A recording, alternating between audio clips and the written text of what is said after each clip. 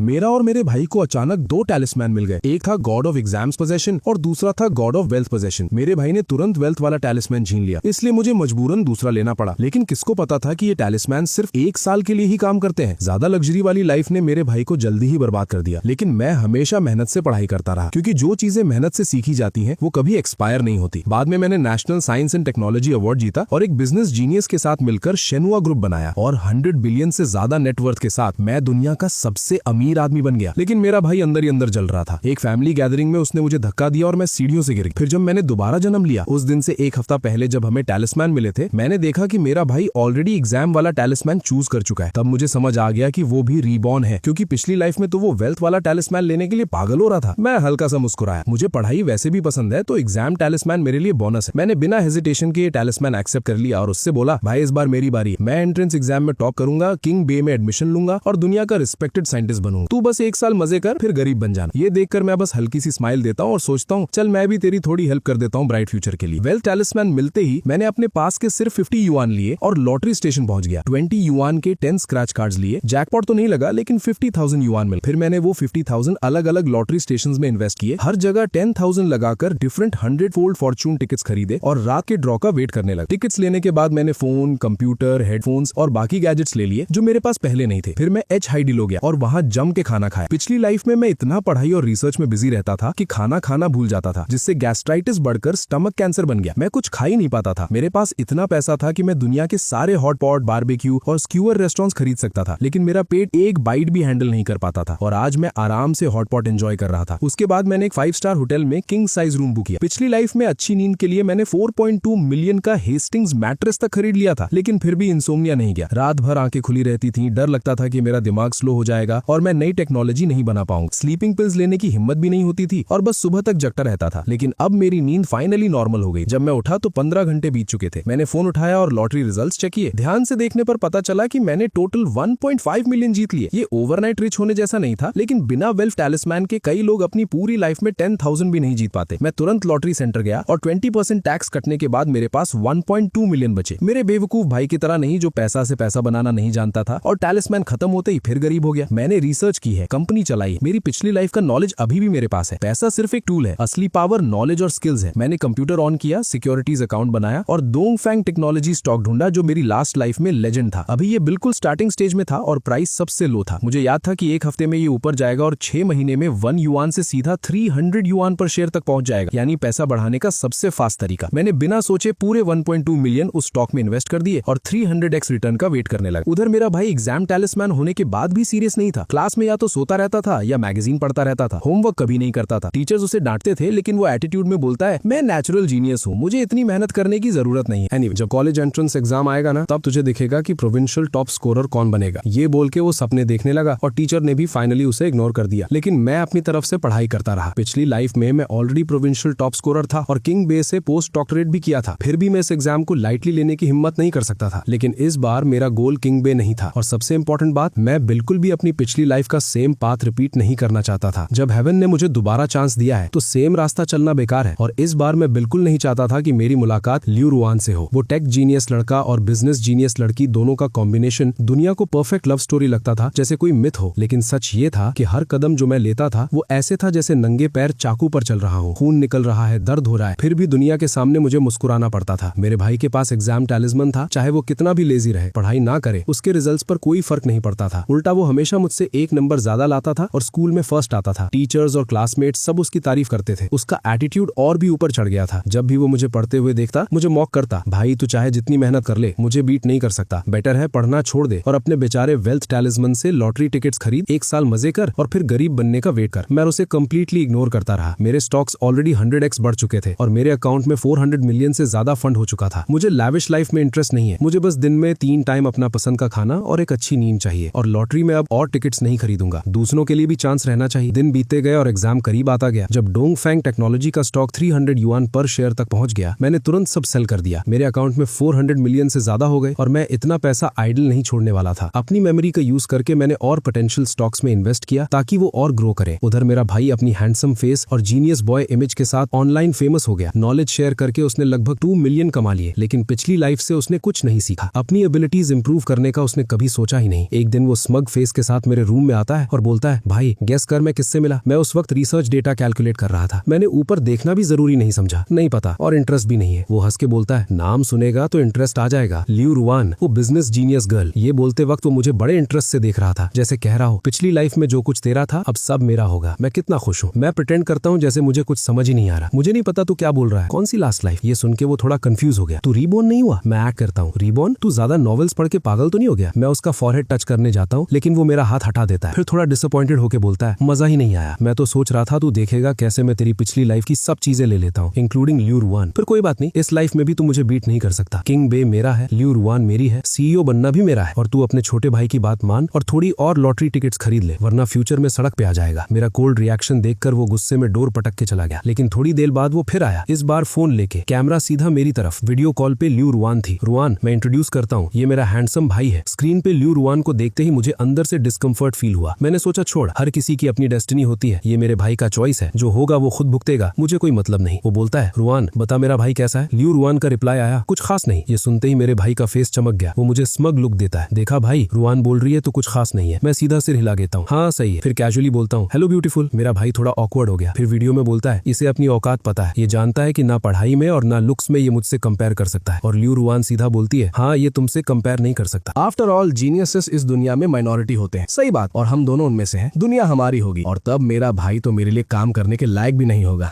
उसकी स्मग और थोड़ी डेविल जैसी हंसी सुन के मैं बस स्माइल करता हूँ और उससे बाहर धक्का दे देता हूँ। फिर डोर लॉक कर देता हूँ ताकि वो मुझे डिस्टर्ब ना करे। तभी मेरे फोन पर एक फ्रेंड रिक्वेस्ट आती है। जैसे ही मैंने प्रोफाइल पिक्चर और निकनेम देखा, मेरा खून ठंडा पड़ गया। लियू रुआन मुझे वी चार्ट पर ऐड क्यों कर रही है? ये अकाउंट मैंने रीबॉर्न होने के बाद नए फोन से बनाया है और मैंने इसके बारे में अपनी फैमिली को भी नहीं बताया, नॉट इवन अपने भाई को। फिर लियू रुआन को कैसे पता चला? इस लाइफ में मैं उससे कोई रिलेशन नहीं रखना चाहता था, इसलिए मैंने सीधा रिजेक्ट करके ब्लॉक कर दिया ताकि मेरा मूड खराब ना हो। लेकिन कुछ ही देर बाद एक और फ्रेंड रिक्वेस्ट आई, हेलो ब्रदर, मैं लियू रुआन हूँ, तुम्हारे भाई की फ्रेंड। उसने दूसरे वी चार्ट अकाउंट से मुझे ऐड किया था। ये देखते ही मेरा खून और ज्यादा खौल गया। पिछली लाइफ में मैंने इसका ये ऑल्टरनेट अकाउंट डिस्कवर किया था और जब मैंने सीक्रेटली लॉग इन किया था तो जो मैंने देखा उसने मेरी पूरी दुनिया हिला दी थी। दुनिया की नजर में लियू रुआन एक परफेक्ट लड़की थी, अच्छा फैमिली बैकग्राउंड, परफेक्ट फिगर और एक बिजनेस जीनियस जिसे काउंटलेस लोग एडमायर करते थे। ऑनलाइन तो एक सॉन्ग भी वायरल था, शादी करनी है तो लियू रुआन से करो, और उसका हस्बैंड होने के नाते लोग मुझसे जेलस होते थे। लेकिन किसी ने ये नहीं देखा कि मैं कंट्री का highest science and technology award winner था। सबने मेरी मेहनत इग्नोर करके मुझे सिर्फ लियू रुआन का हस्बैंड समझा, लेकिन सिर्फ मुझे पता था कि उसका हस्बैंड होना खुशी नहीं बल्कि एक नाइटमेयर था, इतना बुरा कि मैं कभी उससे दोबारा कोई रिश्ता नहीं रखना चाहता। फिर भी वो मुझे घोष की तरह हॉन्ट क्यों कर रही है? इससे बचने के लिए मैंने सीधा अपना वी चार्ट अकाउंट डिलीट कर दिया। अगले दिन मेरा भाई फिर मेरे रूम में घुसता है, ब्रो कल 5:20 है, लियू रुआन मुझसे मिलने आ रही है। वो एक्साइटमेंट में बोलता है, वो बोल रही है मुझे एक अनफॉरगेटेबल रोमांटिक 5:20 देगी। मैं तो बहुत एक्साइटेड हूँ। मैं ठंडे टोन में रिप्लाई देता हूँ, लेकिन मेरी रिएक्शन से वो सेटिस्फाई नहीं होता और मेरे शोल्डर्स पकड़ के पूछता है, क्या तू मुझसे जेलस है? मैं उसे देखकर हल्का सा हंसता हूँ। अगर तुझे ऐसा लगता है तो मैं रोक नहीं सकता, लेकिन आज के बाद मेरे सामने लियू रुआन का नाम मत लेना, मुझे कोई इंटरेस्ट नहीं है। मेरा भाई गुस्से में आंखें फाड़ के बोलता है, मैं तुझे वार्न कर रहा हूँ, जो चीज तेरी नहीं है उस पे नजर मत रख, और वैसे भी रुआन तुझे नीचा समझती है। मैं सीधा सर हिला देता हूँ, हाँ सही है, वो तुझे ही पसंद करती है, तुम दोनों हमेशा के लिए साथ रहो, कभी अलग मत होना। मेरा भाई और ज्यादा स्मग हो जाता है। ऑफ कोर्स इस लाइफ में मैं और वो परफेक्ट कपल बनेंगे और तू बस पढ़ाई करता रहे, शायद मैं तेरे लिए एक अच्छी जॉब अरेंज कर दूं। मुझे समझ नहीं आता इसको इतना कॉन्फिडेंस कहाँ से आता है। एग्जाम टैलिस्मैन होने के बाद भी वो कभी मेरी पिछली लाइफ का लेवल अचीव नहीं कर सकता, क्योंकि साइंटिफिक रिसर्च एग्जाम जैसा नहीं होता जहाँ सब इंस्टेंटली सॉल्व हो जाए। लेकिन मुझे ये एक्सपेक्ट नहीं था कि वो लियू रुआन को घर ले आएगा। उस दिन जब मैं स्कूल से घर आया और अपना रूम खोला तो मैंने लियू रुआन को अंदर देखा और मैं सच में डर के पीछे हट गया। लिन फैन, हेलो, वो अपनी सिग्नेचर स्माइल के साथ हाथ हिला के बोलती है। आम लड़के तो उसे देख के फिदा हो जाते, लेकिन मेरा दिल डर से तेज धड़क रहा था। मैं सीधा बोलता हूँ, तुम कौन हो, कैसे मेरे रूम में आ गई? मैं प्रिटेंड करता हूँ जैसे मैं उसे नहीं जानता और सीरियस फीस बना के पूछता हूँ। वो खड़ी होती है और एक अजीब सिनिस्टर स्माइल देती है। लियू रुआन, तुम्हारी फ्यूचर वाइफ। उसकी स्माइल बिल्कुल जहरीली सांप जैसी लग रही थी और मेरी रीढ़ की हड्डी तक ठंड पहुंच गई। तब मुझे समझ आ गया सिर्फ मैं और मेरा भाई ही रिबॉर्न नहीं हुए, वो भी हुई है। तभी उसे मेरा वी चैट पता था। मैं खुद को काम करता हूँ और इरिटेटेड टोन में बोलता हूँ, लियू रुआन तुम मेरे भाई की फ्रेंड हो, मेरी नहीं, प्लीज मेरे रूम से बाहर जाओ। वो सीधा बोलती है, लिन फैन एक्टिंग बंद करो, मुझे पता है तुम भी रिबॉर्न हो, वरना तुम्हें ये फॉर्मूला नहीं पता होता। ये बोल के वो मेरे डेस्क से ड्राफ्ट पेपर उठाती है और कॉन्फिडेंटली बोलती है। मेरा फेस हल्का सा पेल पड़ जाता है, लेकिन मैं तुरंत खुद को संभाल लेता हूँ। This is university level math course, मुझे थोड़ा कैलकुलस आता है तो कोई बड़ी बात नहीं है, मैं कामली बोलता हूँ। लियू रुआन एक लिबरल आर्ट स्टूडेंट थी और उसे यूनिवर्सिटी लेवल मैथ का बेसिक भी नहीं पता था। वो ये तक नहीं समझ सकती थी कि मेरा फॉर्मूला कैलकुलस है या रिसर्च डेटा। तभी अचानक मेरा भाई कहीं से आता है और सीधा मुझे थप्पड़ मार देता है। उसकी आंखें लाल थी और वो पागल की तरह चिल्लाता है, भाई तू मेरी फ्रेंड के साथ ऐसे कैसे बिहेव कर सकता है? मैं भी बिना सोचे उसे वापस थप्पड़ जड़ देता हूँ। हर किसी को गंद अच्छी नहीं लगती, अपनी फ्रेंड को ले और मेरे रूम से निकल। वो और गुस्सा हो जाता है, तूने लियू रुआन को गंद बोला। मेरा भाई का फेस डार्क हो जाता है और वो लियू रुआन को खींच के ले जाता है। लियू मेरा भाई साइको है, इसकी बात मत सुनना। जैसे ही लियू रुआन मेरे पास से गुजरती है मैं उसके मुंह पे थूक देता हूँ जो मैं पहले से रोक रहा था। तो सिक हेल ल्यू। वो गुस्से में अपना फेस साफ करती है, गाली देती है और मेरे भाई के साथ बाहर निकल जाती है। उसके जाने के बाद भी मेरा बेवकूफ भाई वापस आता है सिर्फ शो ऑफ करने के लिए और अपनी ब्लू डायमंड वॉच दिखाता है जो लियू रुआन ने गिफ्ट की थी। ये वॉच देखते ही मुझे फिर से उल्टी जैसा फील होता है। पिछली लाइफ में भी लियू रुआन ने मुझे ये वॉच दी थी और कभी उतरने नहीं दिया था। हर दिन इसे देखकर मेरा मन करता था अपना हाथ काट दूं, लेकिन मैं कर नहीं पाता था। मैं लियू रुआन के खिलाफ लड़ ही नहीं सकता था, बस इसे एक शैकल्स की तरह पहन के जीना पड़ता था। मेरा भाई प्राउडली बोलता है ये वॉच कम से कम 1 मिलियन की होगी। रुआन कितनी जनरस है, मुझे गिफ्ट दिया, मतलब वो मुझे कितना वैल्यू करती है और मुझसे शादी करना चाहती है। वो मेरे सामने वॉच फ्लॉन्ट करता है और मेरा पेल फेस देखकर सोचता है मैं जेलस हूँ। फिर गुस्से से बोलता है भाई अब तू लियू रुआन के साथ ऐसे बिहेव नहीं करेगा, इस लाइफ में वो सिर्फ मेरी होगी। मैं आंखें घुमाता हूँ। कितनी बार बोलूं मुझे लियू रुआन में कोई इंटरेस्ट नहीं है और प्लीज मेरे सामने उसका नाम मत लिया कर। जल्दी ही कॉलेज एंट्रेंस एग्जाम का दिन आ गया और मैंने टेस्ट इजीली दिया। शायद मैं पिछली लाइफ की तरह टॉप स्कोरर ना बन पाऊं, लेकिन टॉप 10 में जरूर आऊंगा। मेरा भाई भी फुल कॉन्फिडेंस के साथ एग्जाम हॉल से बाहर निकला और तुरंत रिपोर्टर्स ने उसे घेर लिया। स्टूडेंट लिंग जो, क्या आपको इस एग्जाम में कॉन्फिडेंस है? वो कॉन्फिडेंटली बोलता है अगर कोई अनएक्सपेक्टेड चीज ना हुई तो मैं प्रोविंशियल टॉप स्कोरर बनूंगा क्योंकि मैं चाइल्ड प्रोडिजी हूँ। इतना सिंपल एग्जाम है, अगर मैं टॉप ना करूँ तो प्रोडिजी नाम का क्या फायदा? रिपोर्टर्स इंप्रेस्ड हो जाते हैं। हम रिजल्ट का वेट करेंगे, उम्मीद है आप टॉप स्कोर लाएंगे। सुना है आपका एक बड़ा भाई भी है, क्या वो आपसे कम्पीट कर सकता है? जैसे ही ये सवाल आता है मेरा भाई हंस पड़ता है और डिस्डेन से बोलता है हम बायोलॉजिकल ब्रदर्स हैं, लेकिन लुक्स और IQ दोनों में जमीन आसमान का फर्क है। वो बस एक रट्टा मारने वाला बुकवर्म है। फिर वो मुझे पकड़ के कैमरास के सामने ले आता है। मैं अपनी लूज यूनिफॉर्म में सिंपल और डल दिख रहा था, जबकि वो परफेक्टली ड्रेस्ड, हैंडसम और कॉन्फिडेंट लग रहा था। रिपोर्टर्स भी कंपेयर करके उसकी तारीफ करते हैं और कहते हैं दोनों भाई कितने अलग। मुझे कोई प्रॉब्लम नहीं थी, मैं जानबूझकर खुद को और भी डल दिखाता हूँ ताकि वो शाइन करे। मीडिया रिपोर्ट्स आते ही उसके फॉलोअर्स 8 मिलियन तक पहुंच गए और वो लाइव स्ट्रीम्स करके और पैसे कमाने लगा। कुछ ही टाइम में वो एक छोटा मिलियनर बन गया जिसे सब एनवी करते थे। वो मेरे सामने अपना पैसा फ्लॉन्ट करता और मुझे मॉक करता, तेरे पास वेल्थ टैलिस्मैन होते हुए भी तू गरीब लगता है, यूज करना ही नहीं आता। ऑब्वियसली मैं उससे नहीं बताता कि मेरे स्टॉक इन्वेस्टमेंट्स ऑलरेडी 1.2 बिलियन तक डबल हो चुके हैं और जब ये 3 बिलियन पहुंच जाएगा तब मैं अपना बड़ा मूव करूंगा और तब चाहे 10 लियू रुआन भी आ जाए मुझे कोई फर्क नहीं पड़ेगा। फाइनली वो दिन आ गया जिसका सब वेट कर रहे थे। कॉलेज एंट्रेंस एग्जाम का रिजल्ट आ गया और बाहर रिपोर्टर्स हमारे घर के बाहर ऑलरेडी वेट कर रहे थे। क्योंकि मेरा भाई ओपनली बोस्ट कर चुका था कि वो टॉप करेगा, इसलिए रिजल्ट जो भी हो वो हॉट टॉपिक बनने वाला था और मैं अननेसेसरी अटेंशन से बचने के लिए चुपचाप दूर चला गया। रिजल्ट्स ऑफिशियली रिलीज होने से पहले ही मुझे 2 टॉप यूनिवर्सिटीज किंग बे के एडमिशंस ऑफिस से कॉल्स आए। उन्होंने मुझे वार्मली इनवाइट किया अप्लाई करने के लिए और काफी जेनरस ऑफर्स भी दिए। ये कॉल्स बिल्कुल मेरी लास्ट लाइफ जैसे ही थे, इसलिए मुझे श्योर था कि मैंने अच्छा परफॉर्म किया है। मैंने पोलाइटली किंग बे का ऑफर डिक्लाइन कर दिया और बोला कि मैं नेशनल डिफेंस यूनिवर्सिटी ज्वाइन करना चाहता हूँ। देशभक्ति के जज्बे के साथ मैं कंट्री सर्व करना चाहता था। ये मेरा लास्ट लाइफ का सपना भी था, लेकिन तब मैं हमेशा लियू रुआन के कंट्रोल में था और उसके पर्सनल डिजायर्स का टूल बन गया था। इस लाइफ में मैं खुद को फिर से उस सिचुएशन में नहीं डालूंगा और किंग बे यूनिवर्सिटी के प्रेस्टीज के पीछे नहीं भागूंगा। मैं लियू रुआन से कोई कनेक्शन नहीं रखूंगा, मुझे फ्री रहना है। फाइनली कॉलेज एंट्रेंस एग्जाम के रिजल्ट्स आ गए और पहले की तरह 1 पॉइंट भी इधर उधर नहीं हुआ। मेरे भाई का स्कोर अब भी मुझसे 1 पॉइंट ज्यादा था। वो प्रोविंशियल टॉपर बन गया और उसने पब्लिकली क्लेम किया कि मेरी सक्सेस उसकी ट्यूटरिंग की वजह से है। जब लोगों ने मुझसे पूछा तो मैंने भी वही जवाब दिया, उसे जितनी ग्लोरी चाहिए थी वो ले सकता था, मुझे फर्क नहीं पड़ता। उसका जीनियस पर्सोना और स्ट्रॉन्ग हो गया और उसके फैंस और बढ़ गए। जब कॉलेज अप्लाई करने का टाइम आया तो मेरे भाई ने सीरियस टोन में मुझे वार्न किया, ब्रदर मैं किंग बे जा रहा हूँ, अपनी औकात समझ लेना और मेरे साथ सेम स्कूल में मत आना वरना मेरी ब्रिलियंस तुम्हें ओवरशैडो कर देगी। मैंने स्माइल करके रिप्लाई दिया, टेंशन मत लो, मैं किंग बे में इंटरेस्टेड नहीं हूँ, मैं नेशनल डिफेंस यूनिवर्सिटी अप्लाई कर रहा हूँ, यही बेस्ट है। लेकिन जब तुम अप्लाई करो तो मेरे सामने ही करना, कहीं तुम अपनी बात से मुकर न जाओ। मुझे कोई प्रॉब्लम नहीं थी, मैंने उसके सामने ही अप्लाई कर दिया और नेशनल डिफेंस यूनिवर्सिटी में बायोकेमिकल और न्यूक्लियर एनर्जी टेक्नोलॉजी चूज किया। ये वही मेजर था जो मैंने लास्ट लाइफ में पढ़ा था, लेकिन तब मुझे इसे कमर्शियल पर्पसेस के लिए यूज करने पर मजबूर किया गया था और मैं देश सर्व नहीं कर पाया। जल्द ही मेरे भाई और लियू रुआन ने ऑनलाइन हाई प्रोफाइल पोस्ट्स के साथ अपने रिलेशनशिप अनाउंस कर दिया और दोनों को किंग बे यूनिवर्सिटी में अर्ली एडमिशन मिल गया। जीनियस बॉय और बिजनेस प्रोडिजी गर्ल की जोड़ी ने मेरे भाई को फिर से मैसिव फैंस और ट्रैफिक दे दिया और उसकी पॉपुलैरिटी A-लिस्ट सेलिब्रिटी आइडल्स को टक्कर देने लगी। जब मैंने देखा कि उनके अर्ली एडमिशन नोटिसेस आ गए हैं लेकिन मेरा नहीं आया और नेशनल डिफेंस यूनिवर्सिटी ने मुझे इंटरव्यू के लिए कॉन्टैक्ट भी नहीं किया तो मुझे कुछ गड़बड़ लगा। मैंने कॉलेज एप्लीकेशन सिस्टम में लॉग इन किया और शॉक हो गया देखकर कि मेरी इकलौती choice national defence university cancel हो चुकी थी और उसकी जगह एक बहुत ही बेकार वोकेशनल कॉलेज डाल दिया गया। मेरा दिल डूब गया। मैं तुरंत रूम से बाहर भागा और अपने भाई को पकड़ लिया जो खुशी से चमक रहा था। लिंजो, तुम्हारी हिम्मत कैसे हुई मेरी एप्लीकेशन चेंज करने की? मेरे भाई ने मुझे बेपरवाह अंदाज में धक्का दे दिया और बोला, हाँ मैंने चेंज किया तो क्या, मैं तुम्हारे इकलौते भाई हूँ, मैं तुम्हें कंट्री को नहीं देना चाहता और पेरेंट्स की जिम्मेदारी सिर्फ मुझे नहीं उठानी, वैसे भी तुम सिर्फ वोकेशनल कॉलेज के लायक हो। गुस्से में मैंने उसे जोर से थप्पड़ मार दिया और बोला, ठीक है फिर देखते हैं तुम कितने लायक हो। ऑब्वियसली मैं अपने आप को नेशनल डिफेंस यूनिवर्सिटी में एडमिशन लेने से रोकने नहीं दे सकता था, जहाँ जाने का मैं सपना देख रहा था। सिर्फ वहाँ जाकर ही मैं लियू रुआन से सच में फ्री हो सकता था। लास्ट लाइफ में मेरी नेशनल डिफेंस यूनिवर्सिटी के चांसलर से डीलिंग थी और मेरे पास उनका